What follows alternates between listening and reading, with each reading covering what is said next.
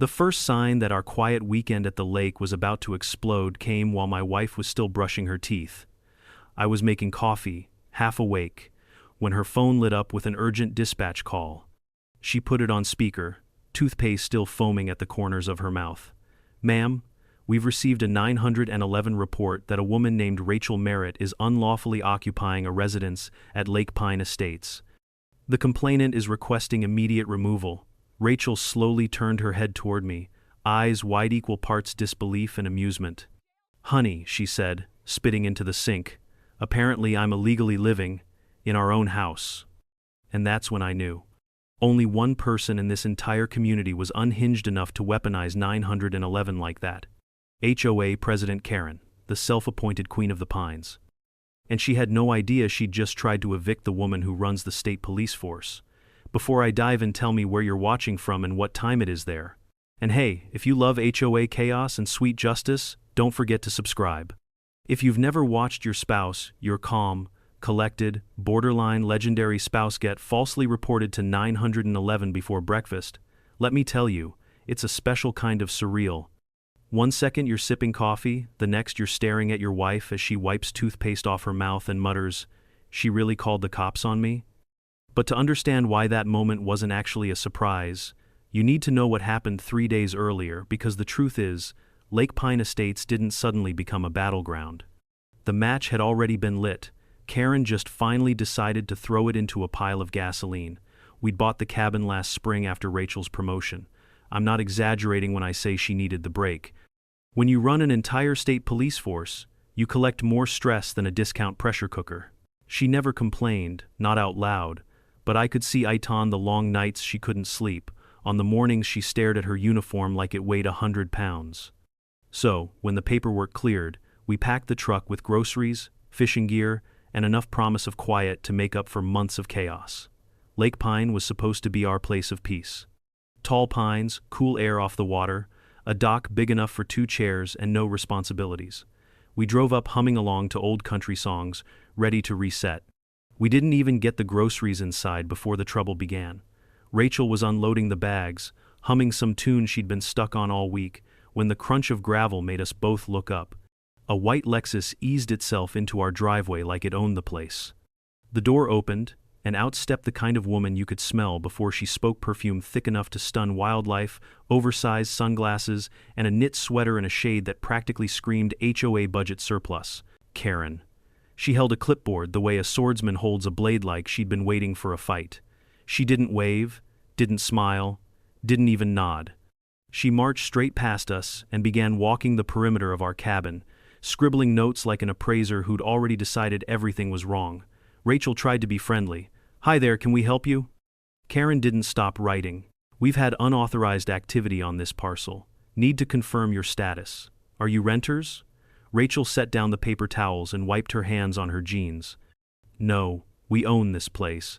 Karen finally looked up, squinting like she'd just smelled a lie.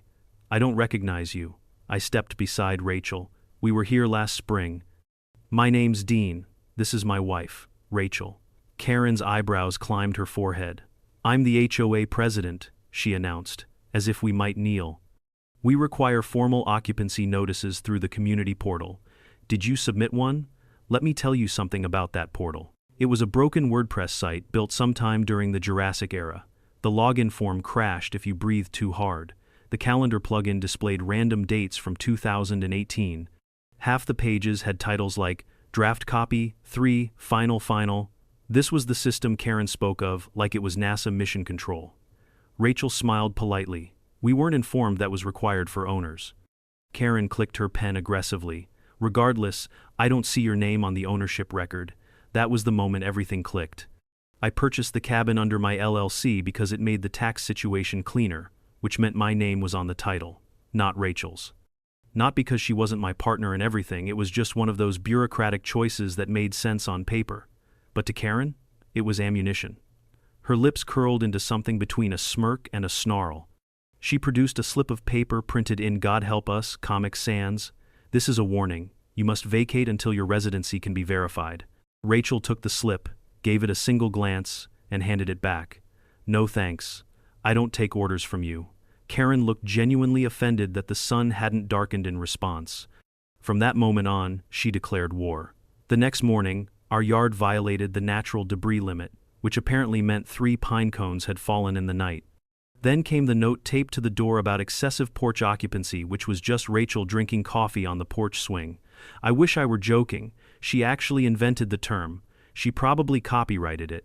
The masterpiece, however, arrived 2 days later. A formal complaint accusing Rachel of unauthorized cohabitation, taped to our mailbox with packing tape and sealed with what, I swear, looked like a lipstick imprint. Rachel read it aloud in a deadpan voice. To whom it may concern, the unidentified female on premises must depart within 48 hours or face removal via local enforcement. I burst out laughing. Rachel didn't. This woman won't stop, she said quietly. She's going to push until she feels powerful. She was right. Karen wasn't the type to back down. She wasn't even the type to reflect. She was the type to double down until she either got her way or set something on fire, metaphorically or otherwise.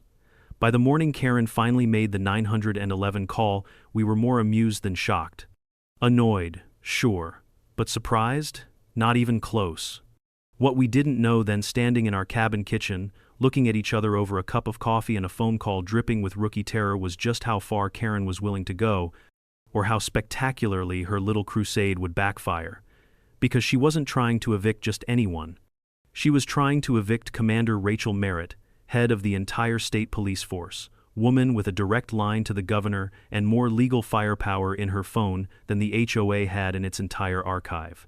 Karen had poked a dragon, and she had no idea the firestorm that was about to roll straight toward her. When the patrol cars finally rolled up our dirt road that morning, I was standing at the kitchen window with my coffee, watching the blue lights flicker between the trees like confused fireflies. The officers stepped out slowly, as if approaching a suspicious raccoon rather than a supposed home intruder. One read from a notepad he clearly didn't trust. The other kept glancing from the house to his partner, silently asking, "Are we sure we're at the right place?" Rachel opened the door before they even knocked. She didn't slam it open or stride out like some action hero. She just stepped into the doorway with a calm expression, the kind of steady, measured calm that scares people more than shouting ever could. "Good morning, gentlemen," she said. "I understand you're here to remove me from my own cabin." The younger officer blinked, like his brain had just blue-screened. "Ma'am, we received a 911 report claiming a trespass in progress. The complainant identified you by name." Rachel raised an eyebrow. "And yet here I am, in my pajamas, making breakfast." The officer fumbled for words, settling on the safest phrase available to him. "May we come in?" "Of course." Rachel stepped aside and gestured them inside like she'd been hosting residents for brunch instead of dealing with an eviction attempt. I stayed near the hallway, watching the poor guys struggle to reconcile the ridiculous call they'd been sent to handle with the very normal cabin they were standing in. One of them scanned the room out of habit, the fishing rods by the door, the grocery bags still on the counter, the half-sliced apple Rachel had abandoned when the call came in. Nothing looked remotely criminal. Then the younger officer flipped to a second page on his notepad. The complainant stated that you refused to vacate when told you were not an authorized occupant. Rachel let out a soft breath, just enough to signal annoyance without being disrespectful. "Officer, I'm the co-owner of this property in every meaningful sense except paperwork technicalities. My husband purchased the cabin under an LLC, which lists only his name. But I live here, I pay for it, and I certainly didn't break in." The older officer nodded slowly, trying to hide the fact that he already suspected this was a load of HOA nonsense wrapped in legal jargon. "Do you have proof of affiliation with the owner?" he asked gently. Without missing a beat, Rachel picked up her phone from the counter and tapped a few times. "Here's our marriage certificate. Here's the LLC listing with my name as co-executive. And here," she swiped again, "is a photo of me unlocking the cabin with the key I've had since the day we bought it." The officers leaned in, examining the documentation. The younger one opened his mouth to say something, then stopped, squinted, and looked back at Rachel. "Ma'am, I just want to confirm something. Your name is Rachel Merritt?" "Yes," she said. He swallowed. "As in, Commander Merritt?" Rachel gave a polite nod. The two officers straightened so fast I could almost hear their vertebrae snap into alignment. The older one removed his hat. The younger one looked like he might spontaneously combust from embarrassment. "Commander, ma'am," he said shakily. "We didn't realize we weren't informed." Rachel held up a hand. "Relax. You're just doing your job, and frankly I appreciate that you responded professionally, but I want something very clear on record." She picked up the remote and tapped the security feed onto the TV. Grainy footage appeared, Karen creeping around our cabin 2 days earlier, photographing our recycling bin like she was gathering intel for a garbage-based sting operation. Then another clip, Karen with a tape measure, stretching it across our firewood stack while mumbling to herself, and another her, stepping onto the porch uninvited, seemingly measuring the distance between the welcome mat and the door frame. If Karen ever turned to crime, she'd have one hell of a head start on the surveillance skills. The older officer let out a long sigh. "That's trespassing," Rachel nodded. "And harassment. And misuse of emergency services if she called 911 claiming I was an intruder." "That's exactly what she did," the younger one admitted. "She said you were refusing to leave the property." Rachel crossed her arms. "I was refusing to leave my breakfast." The officers looked at each other, silently agreeing they'd been dragged into a circus. The older one finally said, "Commander, if you want to file charges—" "Not yet," Rachel interrupted, "but I do want a formal log of every call made to dispatch involving this residence from this point forward." "Of course," he said quickly, pulling out a form. As they filled it out, I watched Rachel. Not angry, not shaken, just coldly focused, like someone beginning to assemble a puzzle while already knowing exactly how it ends. When the officers left, they apologized 3 separate times.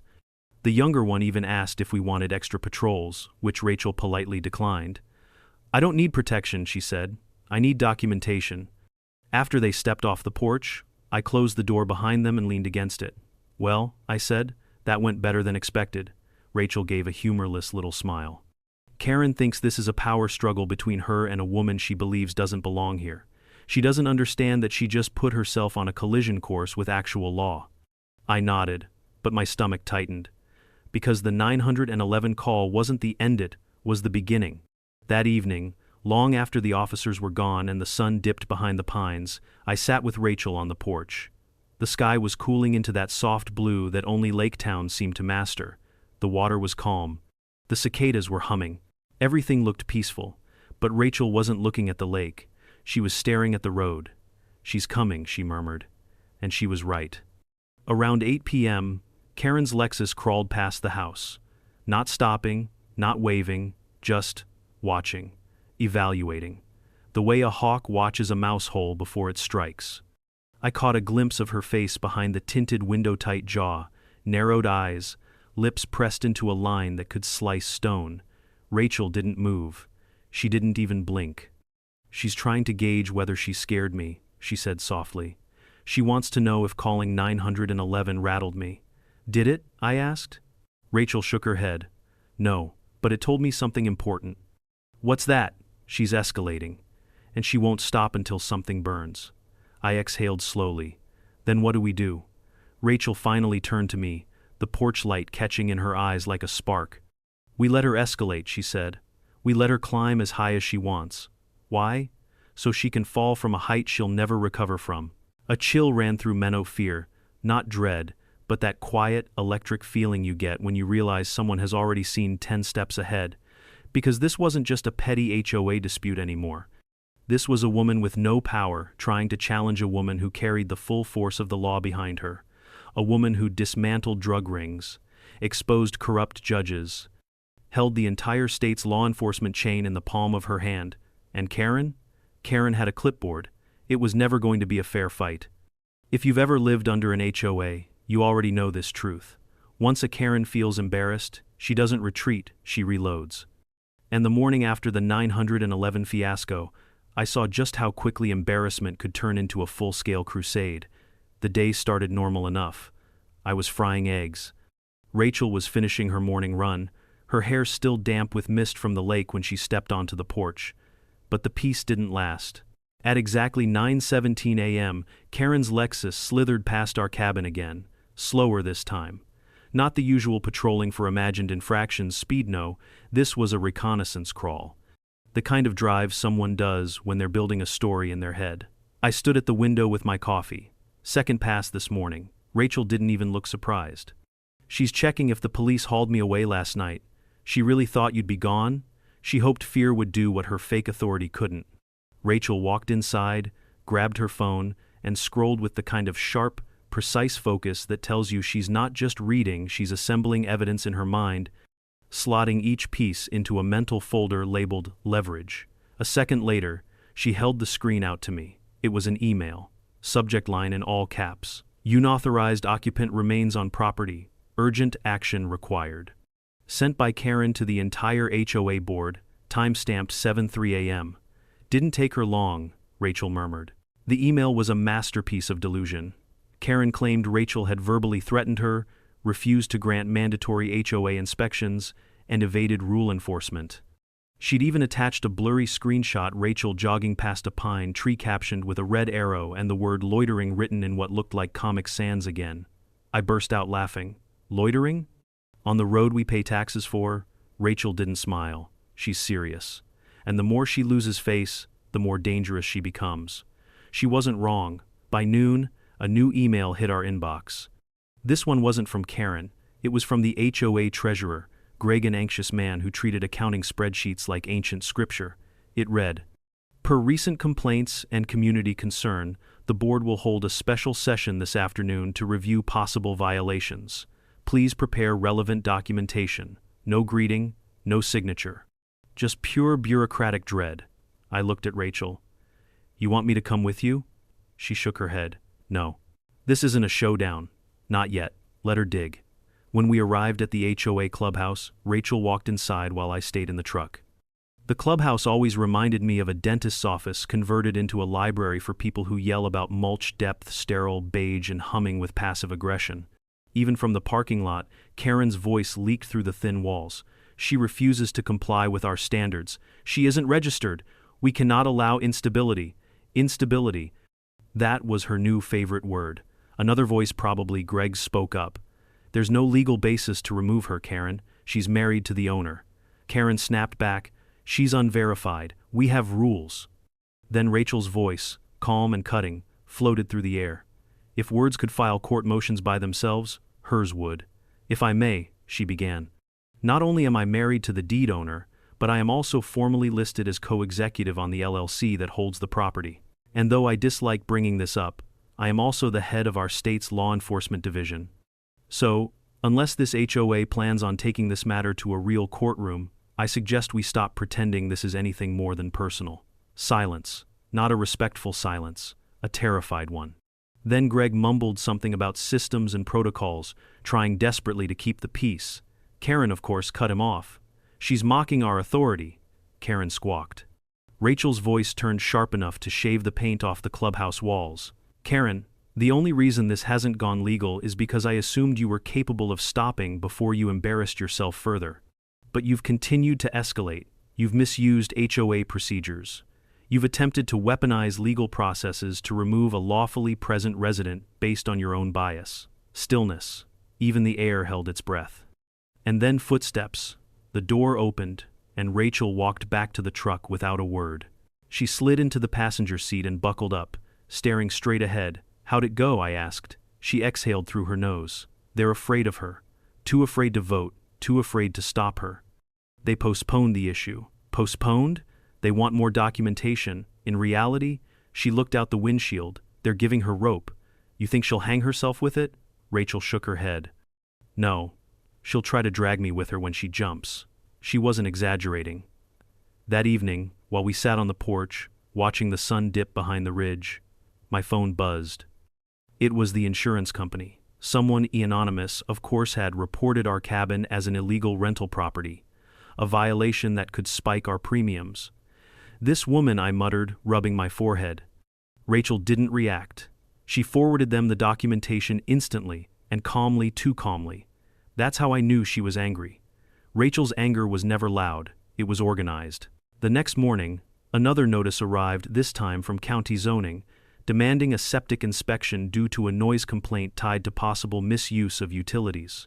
Karen wasn't just throwing pebbles anymore. She was throwing bricks, and then she crossed the line. Saturday night, Rachel and I drove back from dinner in town. It was one of those quiet drives, windows cracked, pine air drifting through the truck. When we turned onto our road, everything looked normal, until we reached the cabin. Rachel froze. The front door was open, just a little, a hairline crack, just enough to feel intentional. She rushed forward. I followed, heart pounding. Inside, nothing was stolen, nothing was smashed. But someone had definitely been there. A framed photo of us face down, a drawer, the one where Rachel kept her off-duty badge pulled halfway open, a coat draped awkwardly over a chair instead of its hook. It wasn't a robbery. It was a message. Rachel pulled out her phone and spoke in a voice so measured it gave me chills. Activate incident report. Code red. Intrusion with civil escalation suspected. Secure location immediately. Her phone chirped acknowledgement. Then she turned to me. She crossed the line. The next morning didn't bring police sirens or apologies from the HOA. It brought a drone. A small black quadcopter hovered outside our second-floor window, staring at us with its tiny blinking red eye. Its buzzing filled the whole cabin, an insect made of malice. I pushed the curtain aside slowly. It tilted toward me like it recognized my face. Rachel didn't flinch. She sat at the dining table with her coffee, reviewing footage from the previous night's break-in like an attorney prepping a case. "We've got a new visitor," I said. She replied, taking a sip. "She's documenting us." "No, she's baiting us," I frowned. "You think she wants you to confront her? Give her something to use?" "She's desperate," Rachel said, eyes still on her screen, "and desperation makes people stupid." She forwarded the footage to several agencies with the kind of ease most people use when forwarding memes. Then she made a phone call, a short, surgical one. "Yes, I'd like to open a formal investigation into unauthorized access and harassment by a private HOA member using stolen emergency credentials." Stolen emergency credentials. She had proof. Karen wasn't just meddling. She'd used a restricted access master key, the kind HOAs were supposed to safeguard like gold toe get into our house. And just like that, everything shifted. "Time to lay a trap," Rachel murmured, sliding her phone aside. "She wants escalation? Let's give her something she can't climb out of." I didn't know what she meant yet, but I knew Karen was about to learn the difference between playground power and real authority. Because Rachel wasn't out for revenge, she was out for accountability. And she was done holding back. The thing about Rachel something Karen never understood is that she doesn't rush. She doesn't flail. She doesn't react emotionally, even when someone breaks into our home or circles it with surveillance drones like a vulture looking for weak spots. When Rachel moves, she moves with intent. Every step measured. Every action preloaded with purpose. And Karen, in her delusion, thought she was the one playing chess. The morning after the drone incident, I found Rachel at the dining table, surrounded by documents, screens, and a steaming mug of black coffee. She was reviewing the footage from the break-in with the intensity of someone studying the final piece of a puzzle she'd already begun assembling in her mind days ago. "She's escalating faster than I expected," Rachel murmured without looking up. "Which part?" I asked. "The break-in? The drone? The insurance fraud?" "All of it," she said. "People like her always escalate when their authority is challenged. But breaking into a state official's home?" She paused the video on a blurry figure Karen's sweater, unmistakable in its HOA-approved pastel. "That tells me she thinks she's untouchable." I rubbed my face. "So what now?" Rachel tapped the screen once. Now I stopped letting her dictate the pace. Before I could ask what that meant, a car door slammed outside, then another. I walked to the window and peeked out just in time to see Karen marching down our walkway like she owned every inch of gravel beneath her expensive flats. And she wasn't alone. Trailing her was a young man in a cheap suit carrying a leather briefcase so oversized it swallowed half his torso. He looked like the kind of lawyer who had passed the bar on his 6th attempt, only to immediately specialize in giving terrible advice. Karen pounded on the door without hesitation. Rachel stood, smoothing the front of her shirt. "Let's do this," she said, opening the door with a smile that should have been installed in a museum under weapons of quiet destruction. Karen didn't smile back. She thrust her hand dramatically toward the lawyer. "Tell her," she ordered. The young man stepped forward, clearing his throat with the confidence of a houseplant. "Ma'am, I'm Stephen, representing the HOA's legal advisory team. We've drawn up a cease and desist order regarding your conduct and unauthorized presence within the HOA jurisdiction. If you refuse to comply. Rachel lifted one hand, barely an inch. Stephen froze mid-sentence. Stephen, she said quietly, let me stop you right there. Even I took a tiny step back.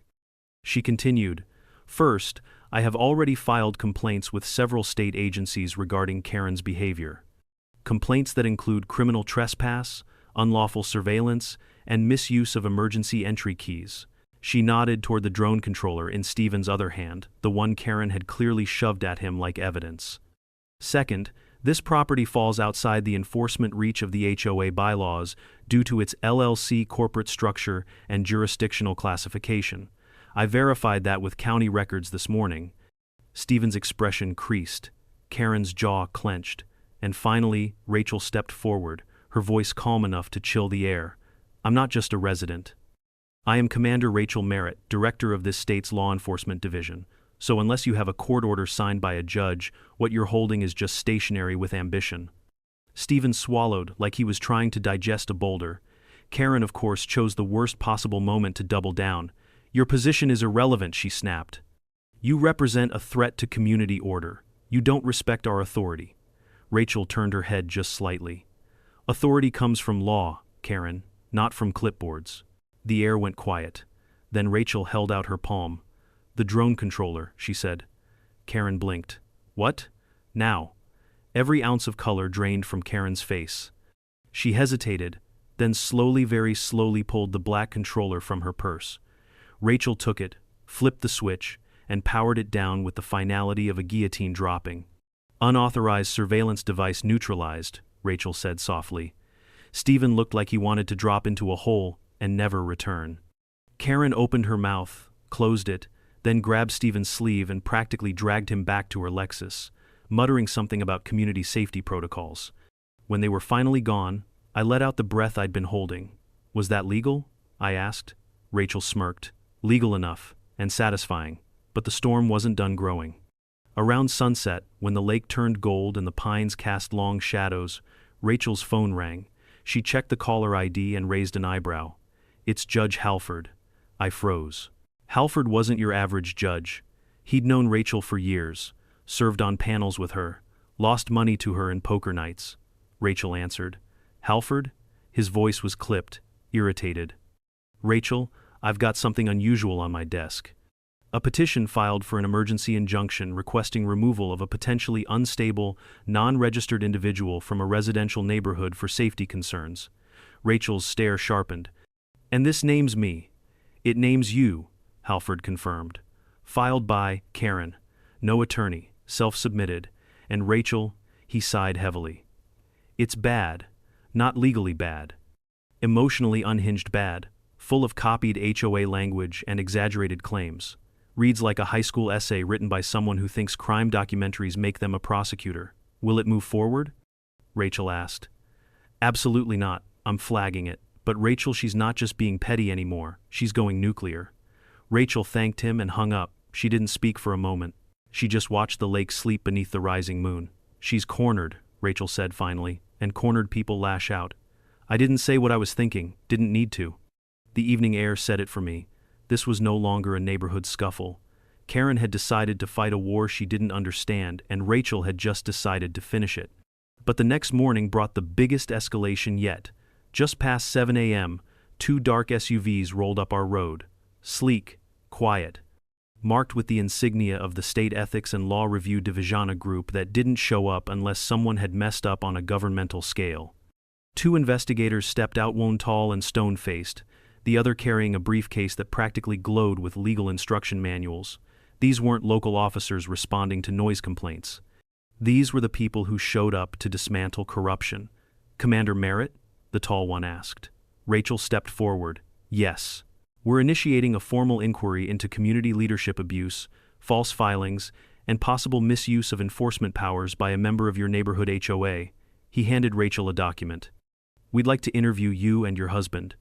We'll also be issuing a notice to the HOA board later today. My jaw nearly hit the porch. Karen wanted to escalate? Congratulations.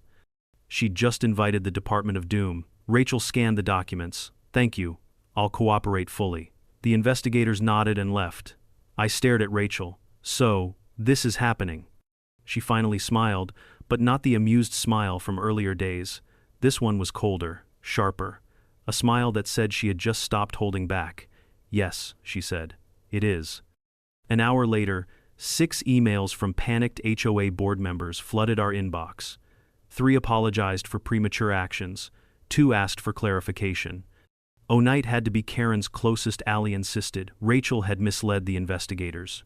Rachel ignored every one of them. Instead, she stood, stretched her shoulders like she was gearing up for a marathon, and said, "Time to let the system do what it should have done from the start."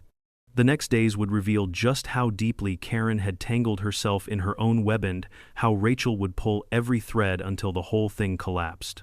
But in that moment, standing on our porch under the rising sun, watching black SUVs disappear into the trees, I realized something important.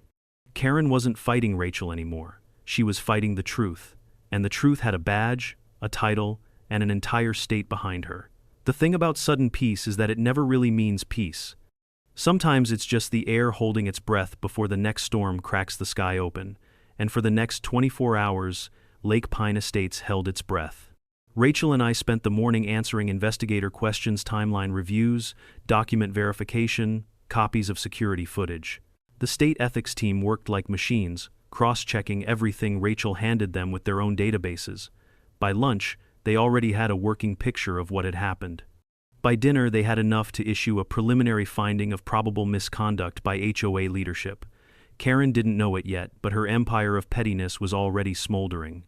But if Rachel was ice, Karen was gasoline. And gasoline reacts badly when it feels cornered. That night, around 8 p.m., Rachel and I stepped onto the porch with mugs of tea, hoping for a rare minute of calm. The lake reflected the moon like polished steel. The pines were whispering in the breeze. For a moment, it almost felt like the cabin had returned to what it was supposed to be: quiet, safe, ours. Then we saw the Lexus. It was parked half a block down, engine running, headlights off, pointed directly at our home like a predator watching prey. Karen sat inside, phone pressed to her ear, face lit by its glow, the kind of tight, strained expression someone wears when they're scrambling for an escape route. "She's planning something," Rachel murmured, barely above a whisper. "More complaints?" I asked. Rachel shook her head. "Not complaints. Strategy." I watched Karen's SUV for another moment. "You were right. I usually am," she replied, taking a sip of tea. "Next time she won't call local police. She'll try to escalate to something bigger." I glanced sideways. "So what do we do?" "We let her," Rachel said. "The higher she climbs, the harder she falls." Her voice didn't carry anger, just certainty. But I could feel it in the air, the tension kneading the breeze, the silence holding itself too straight, like the whole forest was bracing, and it didn't take long. By the next morning, Karen had activated a new tactic: bureaucracy warfare. We woke to an inbox full of HOA board emails. Karen had drafted a complaint accusing Rachel of refusing inspection, intimidating the HOA president, violating occupancy codes, and my personal favorite, creating a hostile environmental presence. I think she meant environment, but the typo somehow made it worse. The board, terrified of being caught ignoring her, again, scheduled yet another emergency session. Rachel didn't even sigh. "She's trying to bury me in paperwork." I skimmed the email. "Is that possible? For normal people? Yes. For me?" Rachel gave a dry smile. "Not a chance." She attended the meeting alone again. This time I offered to come twice. She refused twice. "She wants to isolate me," Rachel said. "Let her think she has." I watched her walk into the clubhouse, the same beige, soul-sucking building where they held potlucks and petty grievances, with equal seriousness, and I waited. From the truck, I could hear the muffled chaos. Karen's voice rose like a siren. She ignored the required occupancy check. She refused to let me into the property. She displayed aggression. Someone cut her off. The treasurer, maybe. We saw no aggression. Karen snapped. "She's not registered." Then silence. A long one. Rachel's voice broke it, soft, calm, precise. "Not only am I registered with the Secretary of State as co-executive of the LLC that owns the property," she said, "but I also manage the operational budget for the law enforcement department that responds to your calls." A stunned pause followed. Then Rachel continued, voice sharp as winter. And if this HOA continues to misuse procedure to target lawful residents based on personal bias, I will file a state investigation into procedural abuse before dinner. You could hear a mouse cry in that room. When Rachel emerged 20 minutes later, her expression was unreadable. She walked back to the truck, slid in, and buckled up. "Well?" I asked. "They're terrified of her," she said. "They postponed everything again." "Postponed? They want additional documentation." Rachel snorted softly. "In HOA language, that means, we're scared to confront Karen, so we'll let her keep going until someone else stops her." "Which means," I pressed. Rachel looked straight ahead. "Which means Karen is going to get worse." And she did. That evening, I got a call from our insurance provider. Someone had anonymously reported our cabin as an illegal vacation rental. If we couldn't prove residency within 72 hours, our rate would skyrocket. I nearly choked. "She's going after our insurance now?" Rachel handled it calmly, forwarding documents before the representative even finished speaking, but I could see it in her shoulders, the toll of constant harassment, even on someone as steady as Rachel. It didn't end there. The next day, zoning inspectors emailed. A noise complaint tied to possible septic malfunction had triggered a review request. Karen wasn't just poking at us, she was weaponizing every system she could reach. But Karen's biggest mistake came that weekend. We returned from dinner in town just after dark. Rachel stepped onto the porch first, keys in hand, and stopped. The door was open, barely, a sliver. Like someone hadn't closed it properly or wanted it to look that way. Rachel rushed inside. I followed, heart pounding. Nothing was stolen, but everything was wrong. A framed photo of us face down. A kitchen drawer pulled halfway open, the drawer with her off-duty badge disturbed. It wasn't burglary, it was messaging. Rachel didn't speak. She just lifted her phone, tapped once, and said, "Activate incident report, code red. Intrusion, civil escalation suspected." Her voice was cold steel. Then she turned to me. She crossed the line. The next morning, retaliation arrived in the form of a drone. It hovered 6 feet from our second-floor window, camera blinking red, recording everything with malicious curiosity. I yanked the curtain aside. The drone tilted its lens toward me like an eye widening in interest. Rachel didn't even look up. "She's documenting us," I told her. "No, she's baiting." "Baiting what?" "An emotional reaction." Rachel's voice was smooth but tight. "If she gets footage of me yelling or reacting aggressively, she'll use it to justify another call." I stared at the drone. "She's that strategic?" "No," Rachel said. "She's desperate, and desperation mimics strategy." Rachel calmly forwarded the home intrusion footage to 3 different oversight boards, then picked up her phone again. "Yes," she said when someone answered. "I'd like to open a formal investigation into unauthorized use of HOA emergency keys and harassment by a board member." She wasn't angry, she wasn't frustrated, she was deliberate. It was like watching someone assemble a missile. By noon, Rachel had filed 6 separate complaints, each tied to a statute, each attached with evidence, each written like a courtroom brief. "Let's see how she likes playing offense," Rachel said, when she's suddenly the defendant. As if summoned by those words, Karen appeared again an hour later, this time, with a lawyer who looked like he had been born nervous. What happened on that porch would change everything. But even then, even as Karen marched toward us with her legal fledgling clutching a cease and desist letter, I realized something. Karen wasn't trying to enforce rules. She was trying to survive the consequences of her own madness. And Rachel? Rachel was about to let the consequences catch up. Karen may have arrived with some flimsy piece of paper clutched in her sweaty hand, but she strutted up our porch like she'd just served us an eviction notice from the Supreme Court. Her lawyer, if you could call him, that looked like he'd been hired from a discount aisle. Nervous, pale, gripping his briefcase like it contained the last crumbs of his dignity. Karen didn't wait to be invited. She marched right up and jabbed a finger toward Rachel. "This is her," she declared triumphantly to the trembling young man beside her. The woman impersonating a resident, refusing board inspection, threatening leadership. "Tell her what the consequences are." He cleared his throat like a man preparing to drown. "Ma'am, I'm Stephen, representing the HOA's advisory legal team. We've prepared a cease and desist order regarding your conduct and unauthorized presence within this jurisdiction. If you fail to comply..." Rachel raised her hand, not high, not threatening, just a small gesture. Stephen froze mid-sentence. "Stephen," she said gently, "do you know who I am?" His eyes darted to Karen, who nodded with the frantic enthusiasm of someone trying to telepathically transmit lies. "She's a non-compliant resident," Karen hissed. Rachel ignored her. "I'm Commander Rachel Merritt, Director of the State Police Force. I oversee statewide law enforcement operations. And whether you realize it or not, you are about 30 seconds from becoming a footnote in a disciplinary report." Stephen's eyes widened so far I thought they might roll off the porch. He instantly stepped back as though distance could protect him from the damage already done. "But Karen?" Karen doubled down. "Her title doesn't matter," she snapped. "This is a community. I am the president of this HOA, and she is a threat to the integrity of this neighborhood." Rachel turned, slowly, like a storm shifting its gaze. "A threat, Karen?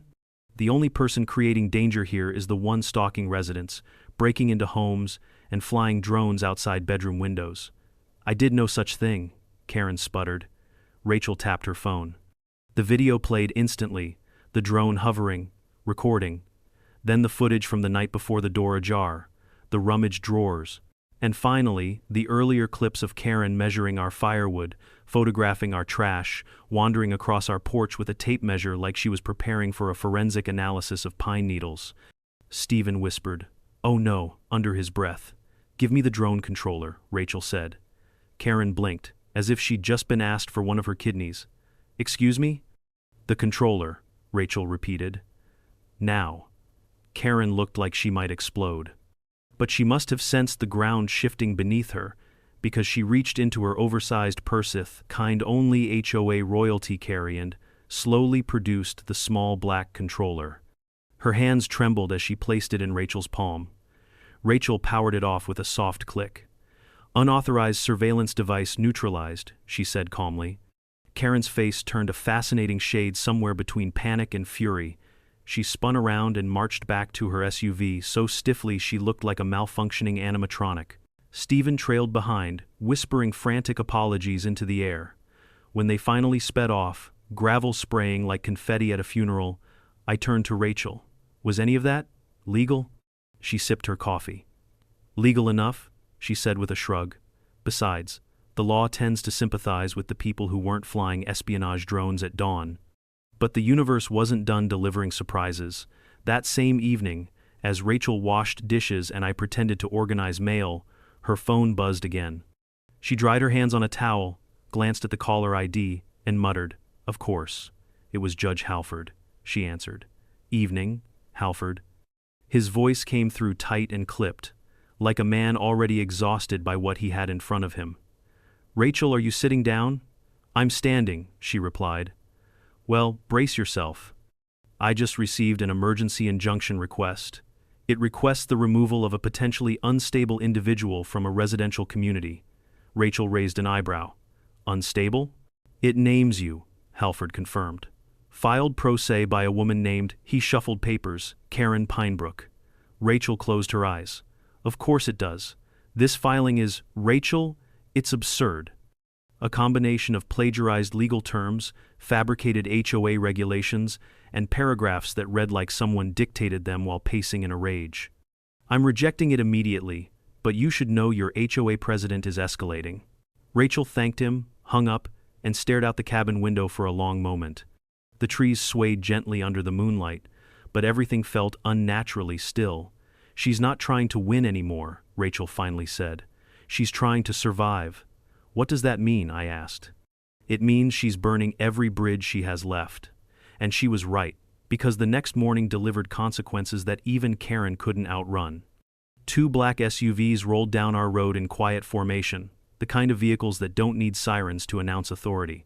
These belonged to the State Ethics and Law Review Division, and they didn't show up unless someone's misconduct had crossed from petty to dangerous. 2 investigators stepped out, crisp suits, unblinking professionalism. "Commander Merritt," the taller one said. Rachel met them on the porch. "Yes?" "We're initiating a formal inquiry into allegations of community leadership abuse, false legal filings, and misuse of emergency service protocols." He handed Rachel a document. "We'd like to interview you and your husband. A notice will be issued to the HOA board today."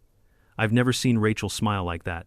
Not smug, not triumphant, just calm, certain, justified. "Of course," she said, We'll cooperate fully.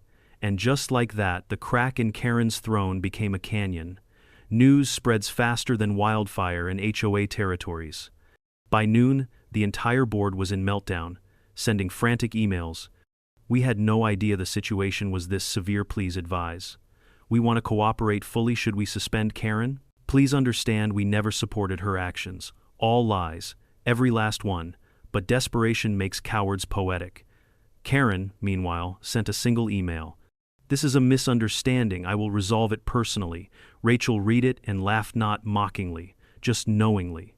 She thinks this is still about her authority, she said. She doesn't understand it's out of her hands now. And she was right. It was out of everyone's hands except the state investigators now. By evening, a formal suspension notice was taped to Karen's door. By nightfall, the board announced an emergency review session without her. For the first time since we arrived at Lake Pine Estates, the air felt clear. Not peaceful, not yet, but clear. Like the forest, the lake, even the breeze had been waiting for someone to finally call Karen's bluff, but Rachel wasn't celebrating. She stood on the porch, watching the road disappear into the shadows. "This isn't over," she said quietly. "How can you tell?" I asked. She didn't look away from the tree line. "Because people like Karen never go quietly," Rachel said. "They don't know how." And she was right again. Because the next phase of Karen's fight would be darker, quieter, and far more dangerous than anything she'd done before. The morning after Karen was officially suspended from the HOA board should have felt like victory. Birds were singing, the lake looked like glass, our porch smelled like fresh coffee instead of stress. But peace after a battle is deceptive. It's not the end. It's the inhale before the next blow. Rachel was already awake when I stepped into the kitchen. She sat at the table with her tablet, scrolling through emails from the ethics investigators. I could tell by the small crease between her eyebrows that something had already shifted. "What now?" I asked, pouring myself coffee. She rotated the tablet toward me. "Karen's in denial. She's emailing the board claiming all of this is a political conspiracy." "Political?" I blinked. "Does she think you're running for governor?" "She thinks everything that challenges her authority is part of a plot," Rachel said, "and she's not stopping just because she got suspended." She was right, because by noon, the retaliation began. It started subtly. A package was left at our mailbox. No return address, no postage, no carrier label. Just a plain brown box with our cabin's number scribbled in red ink that made my skin crawl. Inside was a bird feeder, an empty one, with a tiny folded note tucked underneath it. "You might have won the board, but you don't control me. I'm everywhere." I handed it to Rachel like it was radioactive. She studied the handwriting calmly. "She's testing boundaries, seeing if she can scare us off balance. But with bird feeders? It's symbolic," Rachel said. "Karen thinks she's subtle." I wanted to laugh, but the air in the cabin felt heavier than humor could cut through. We didn't have to wait long for the next package. Then, the next. Within 3 days, 10 parcels had arrived. Gardening gloves, a hose nozzle, a half-bent wind chime, a packet of seeds, all useless, all untraceable, all intentionally unsettling. But package number 10, that one changed everything. It looked identical to the others. Same sloppy handwriting, same suspicious lack of postage. But when Rachel opened it, she froze.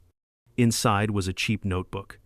Inside the notebook were pages of printed accusation, emails, fabricated spreadsheets showing fake financial crimes, false allegations of tax evasion, and screenshots from unknown accounts. At the end of the packet was a single page. "You're not the only target." Then we heard a knock. It was Vinsuer, quiet, soft-spoken neighbor from 2 houses down. A gentle man who kept to himself, ran his accounting business out of his basement, and had a peaceable air about him. But now he stood on our porch pale as paste, shaking so hard the paper in his hand trembled like leaves in a storm. "Rachel," he whispered, voice cracking. "2 got this." He held out an email. "Someone sent this to 3 of my clients." Rachel took the paper and silently read it. I read over her shoulder. It was a detailed accusation claiming Vince had been embezzling funds and falsifying tax documents. It included fake spreadsheets obvious to anyone who knew accounting, but terrifying to his clients. "She's expanding," Rachel murmured, "trying to destabilize the people around us." "Why me?" Vince choked. "What did I do?" Rachel put a hand on his shoulder. "You exist. That's all it takes for people like her. She's trying to isolate us, make others fearful, turn everything into chaos. Vince swallowed hard. What do I do? You report it, Rachel said. Now. Within minutes, she was on the phone with the state cybercrimes unit. I had never seen a man look so relieved to simply not be alone, but I also saw the fear in his eyes. Because no matter what Rachel was doing to stop Karen, there was damage being done along the way. It wasn't just an HOA problem anymore. It was a contagion. That night, Rachel sat at the table staring at her files, her laptop, the evidence, the mountain of harassment she was slowly assembling into a legal weapon. The only light in the cabin came from the screens. You're quiet? I said softly. She didn't look up. She's shifting tactics. How so? She's not hiding behind bylaws anymore, Rachel said. She's gone feral. She's using fear now. Fear spreads faster than rules. I sat across from her. How do you fight someone who hides in the shadows? Rachel finally looked at me, eyes glinting with that familiar, steady fire. You take away the shadows. The next afternoon she did exactly that. She called for a meeting, not an HOA meeting, not a vote, not a formal process, a gathering, at the old boat dock. Just neighbors, no titles, no agendas, no committees. Word spread fast. 20 people came. They brought folding chairs and thermoses, whispering in clusters until Rachel stepped up onto the old dock steps. She didn't shout. She didn't accuse. She didn't perform. She simply spoke the truth. Calmly, plainly, thoroughly, she laid out everything Karen had done, not just to us, but to others. The false complaints, the intimidation, the break-in, the drone, the fake financial accusations targeting Vince, the misuse of emergency access keys, the 911 call, the attempts to weaponize county systems. She did not embellish, she did not dramatize. She just laid out the facts until the truth itself felt like a force pressing down on everyone present. You could hear a pin drop. Then Rachel said something I will never forget. It's not enough to remove someone from power, she said, scanning each face. We have to replace them with people who won't become the same thing. This community doesn't need enforcers. It needs guardians, protectors, people who look out for one another instead of policing one another. The question isn't who leads next. The question is, who will make sure no one like Karen ever rises again? Silence. Then heads nodding. Then voices agreeing. Then voices rising, not in anger, but in unity. It was the first time the community had truly seen the bigger picture, the rot under the rules, the cracks in the system Karen had exploited. By the next morning, a petition was circulating, not to punish Karen, not to exile her, but to dismantle the entire HOA leadership structure and rebuild it from the ground up with legal oversight, term limits, transparent rules, an ethics committee, and a community-first approach. 70 signatures came in the first day. The vote was scheduled for Monday. Karen didn't show, but everyone knew she was watching. The vote passed by a landslide. Every board member except Greg resigned immediately. A new charter drafting committee was established that same evening. Rachel was asked to chair it. She declined. I'm not here to lead, she said. I'm here to prevent. And she meant it. For the first time since the nightmare began, the community felt light. People laughed again. Kids rode bikes. Vince stopped shaking. Linda, the neighbor with binoculars, used them for birdwatching instead of spying. The air smelled like pine instead of tension. But peace is deceptive.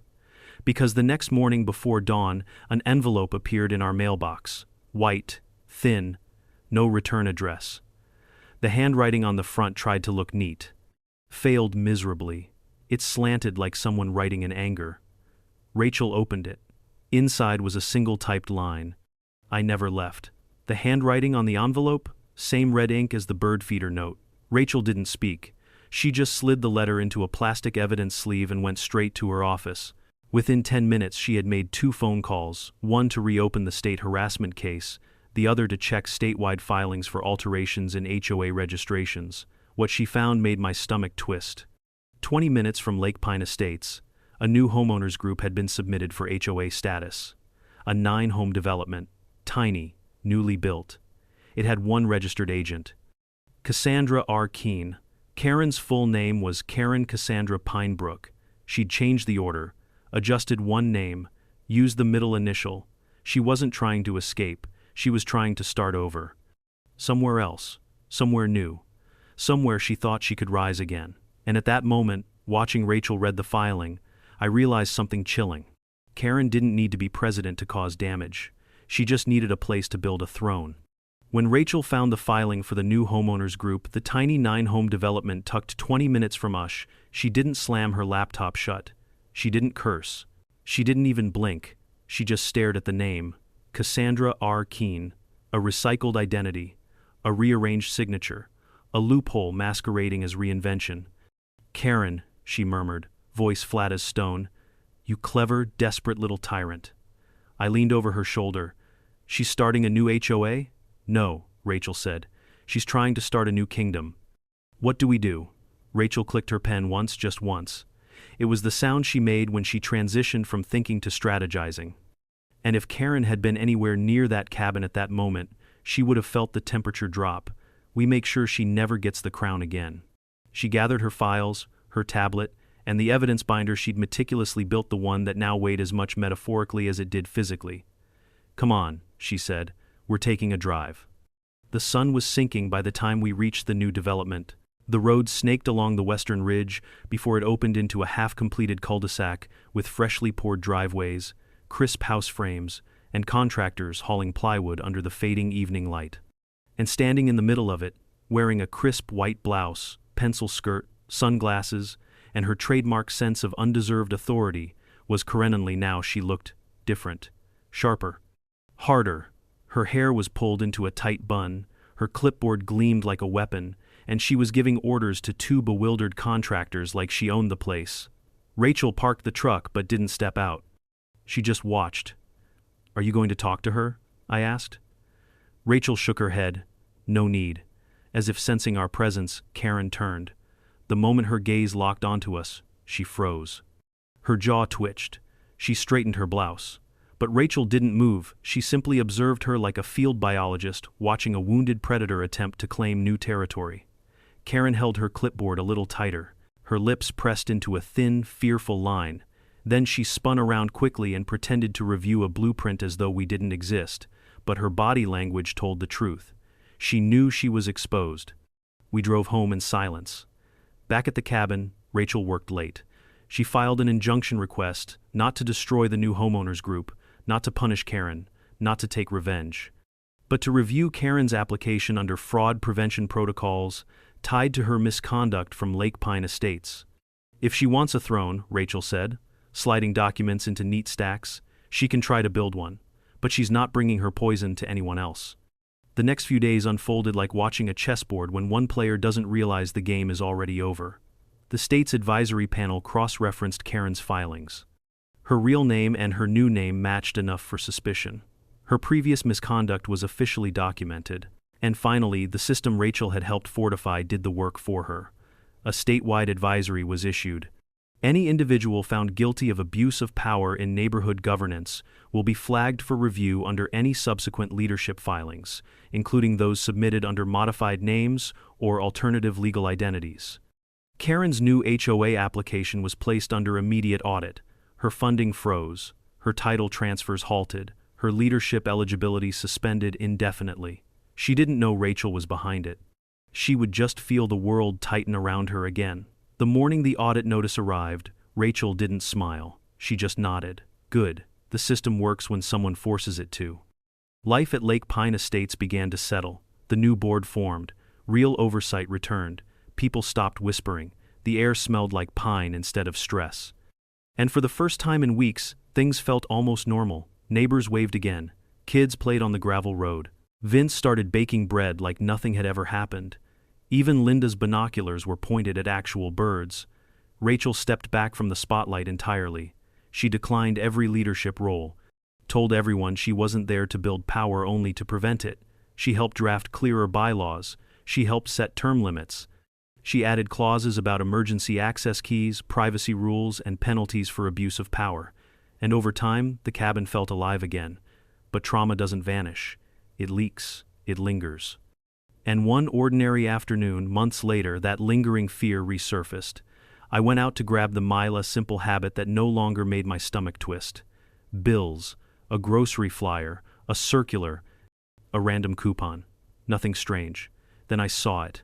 A small white envelope, no stamp, no return address, just our address, handwritten in that same slanted, angry script. My stomach tightened. I handed it to Rachel without a word. She opened it with surgical calm. Inside was a single-page photocopy of a court document.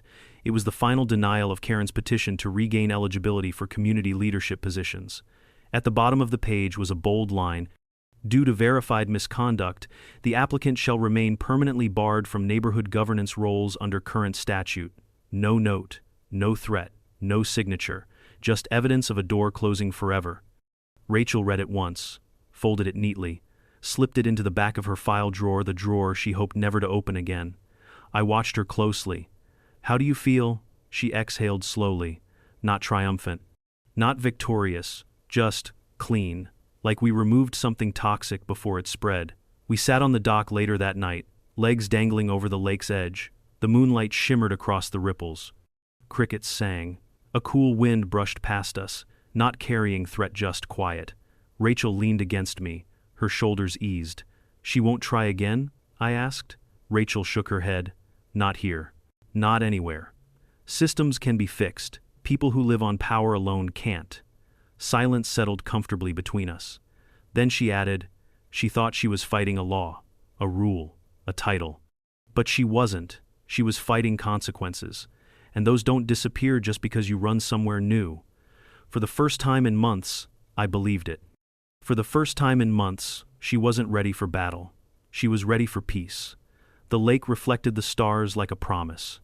And somewhere far away, Karen was finally learning that power built on fear always collapses under truth.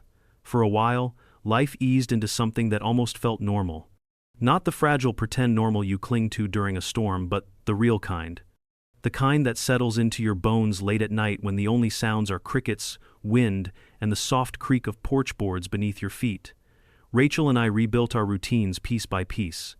Coffee on the porch, walks by the lake, dinner without checking windows, nights without reviewing footage, mornings without bracing for chaos. It felt like we'd reclaimed something, not just our home, but our breath. But the thing about living through someone like Karen is that you don't ever truly forget. Trauma is stubborn. It lives in memory like a shadow in your periphery. You don't always see it, but you feel when it moves. You anticipate its shape, its weight, its return, and sometimes it returns in ways you never expect. It started with the smallest thing, a smell. Pine resin. Nothing unusual. We lived in a forest. But the scent hit me differently that morning as I stepped out to the porch. Stronger, sharper, too recent, too close. Like sap had been cut open in the last few minutes. I looked around out of habit. The woods were still, the gravel road quiet. Inside, Rachel was on a video call with the new HOA charter team, calmly explaining why reasonable rule enforcement should never include surveillance drones or master keys copied in back rooms. She sounded steady strong, but the trauma lingered beneath her voice like a quiet ghost. I stood outside longer than I meant to, breathing in that resin scent. My instincts prickled. Not fear, not panic, just awareness. I had learned to trust that feeling. When Rachel finished her call, she joined me on the porch. "You're quiet," she said. "Do you smell that?" She inhaled. "Pine. What about it? It's fresh." She gave me a small smile. "We live in a forest." "Yeah, but..." The sound cut me off. A single twig snapping somewhere in the tree line. Rachel's head turned instantly toward the sound, her posture shifting from relaxed wife to commander in less than a second. She listened. Measured. Calculated. Another twig snapped closer. We both stared toward the trees, waiting for a figure to emerge. No one did. Rachel exhaled slowly. "Probably a deer." "Probably," I echoed, though my gut tensed with that old instinct something was off. We went inside. The day unfolded quietly, too quietly. The kind of quiet that presses against your ribs. By late afternoon, Rachel had settled into her office, reviewing the updated HOA draft. I cooked dinner. We ate together on the porch while the sun dipped through the trees. It was peaceful, almost soothing. Then, just as I stood to take our plates inside, Rachel froze. "Do you hear that?" she whispered. At first I heard nothing, then very faintly footsteps on gravel, slow, cautious, approaching our cabin from the road, not the woods. a direction rarely used by neighbors. Rachel stood and stepped toward the porch railing, listening with absolute focus. When she finally saw the person emerge around the bend, her posture eased but only slightly. It wasn't Karen. It was Greg, the HOA treasurer, the only board member who hadn't fled during the collapse. He held a clipboard against his chest, but he didn't walk like someone bringing paperwork. He walked like someone carrying regret. He stopped at the bottom of our porch steps. "Evening," he called gently. Rachel stepped forward. "Greg, everything all right?" He nodded hesitantly. "Yes and no. I hoped we could talk." Rachel motioned for him to come up. He shook his head. "I'll stay down here. This is more apologizing than asking." Rachel crossed her arms. I stood behind her. Greg swallowed and began. "We failed you," he said simply. "We failed this community. We let Karen run wild because we were afraid to confront her, afraid of her retaliation, afraid of the noise she created." Rachel's expression didn't soften. It didn't harden either. She just listened. Greg continued, voice trembling. "I came tonight because I've been reviewing old records. Karen filed dozens of complaints against residents. False ones, manipulated ones. She targeted people quietly, subtle for years." He shook his head. "We didn't see it, or we didn't want to." Rachel spoke quietly. "Fear protects abusers. Silence feeds them." Greg nodded. "We see that now. And we want your help. We want to rebuild. Properly this time. Legally. Safely. Fairly. Without power hoarding or intimidation. Could you help us right it? Help us make sure someone like her never rises again?" Rachel didn't answer immediately. She studied Greg, weighed him, judged the sincerity in his eyes. She sighed softly. "I'll help," she said, "but only as an advisor. I won't lead. I won't chair committees. I won't be the enforcer. That's not my role." Greg nodded gratefully. "That's more than enough." When he left, Rachel sat beside me on the porch steps. "You trust him?" I asked. "I trust his guilt," she said, "and guilt can be a powerful motivator to build something better." But the night wasn't done. An hour after Greg left, long after the sun disappeared, we got another knock. A gentle one. Hesitant. It was Vince, looking nervous, wringing his hands. "Rachel? Sorry to bother you this late." Rachel stood. "Vince, what's wrong?" He held out his phone. "I got another email." Rachel took it, read it. Her jaw tightened. It was an anonymous message claiming Vince had reported neighbors for HOA violations, including made-up infractions involving pets, fences, and noise. It was designed to turn neighbors against him, to isolate him. "She's still going?" I whispered. Rachel shook her head. "This isn't Karen." I blinked. "Who else would?" Rachel pointed to a line in the email, a formatting style, a phrase, a pattern. "This is sloppy. Karen isn't sloppy. This is someone imitating her because they want her power vacuum filled. Someone who wants authority without accountability." Vince's face drained. "There's more than one?" Rachel didn't sugarcoat it. "Power attracts the wrong people." Vince looked like he might faint. Rachel steadied him with a hand on his shoulder. "No one is replacing her. Not on my watch." She documented the emails, forwarded them, filed another harassment report. Then she walked Vince home herself, returning 20 minutes later with that familiar calm steel in her eyes. "She tried to replicate herself," Rachel murmured when she sat back down, "or someone tried to replicate her style. Either way, this is exactly why systems matter." I nodded slowly. "Think Karen knows about this copycat?" Rachel inhaled deeply. "She's too focused on rebuilding her own empire, but she'll hear eventually." "Then what?" Rachel looked toward the tree line, the shadows deepening into black. "Then," she said softly, "we make sure she finally fades." The next week was a blur of rebuilding. Rachel helped structure the new HOA charter term limits, transparent complaint systems, mandatory multi-signature authorization for inspections, required oversight from a legal consultant. Not an empire. A framework, a safety net, a firewall. She also met privately with the ethics investigators, providing additional evidence linking Karen's attempted re-entry under a modified name to her previous misconduct. They were already drafting statewide revisions for HOA governance requirements, revisions Rachel herself had quietly inspired. It wasn't revenge, it was prevention. A month passed, the air cleared. The lake settled, the fears slowly dissolved, And then, one quiet morning, a letter arrived, not from Karen, not anonymous, not threatening.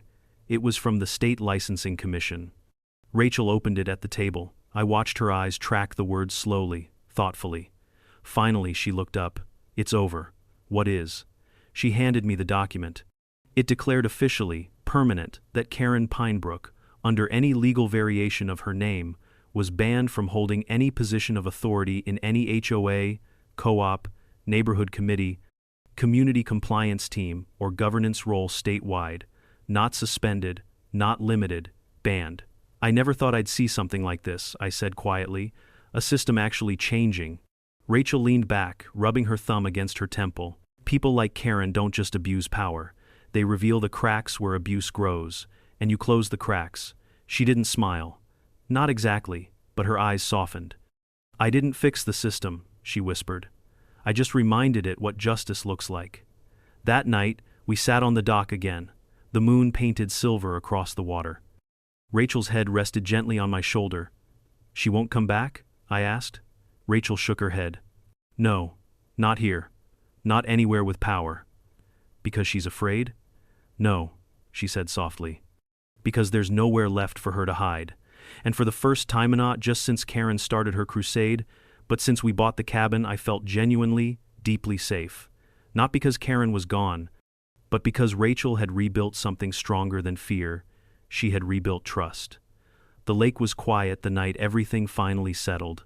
No drones, no surveillance, no footsteps on gravel, just the soft hum of summer air moving through the pines and the gentle ripple of water touching the dock.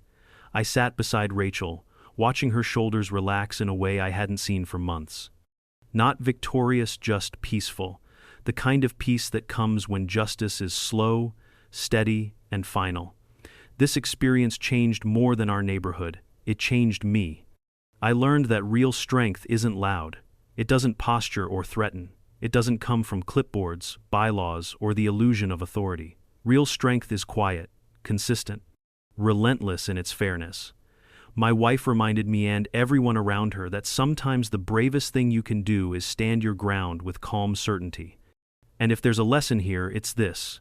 When someone abuses power, they expect fear. What they don't expect is someone who refuses to bend. Someone who knows the truth, who protects their community, and who keeps going even when it's exhausting. If you've ever dealt with an HOA nightmare or any Karen in your life, share your story below. And if you enjoyed this journey, subscribe so you don't miss the next chapter.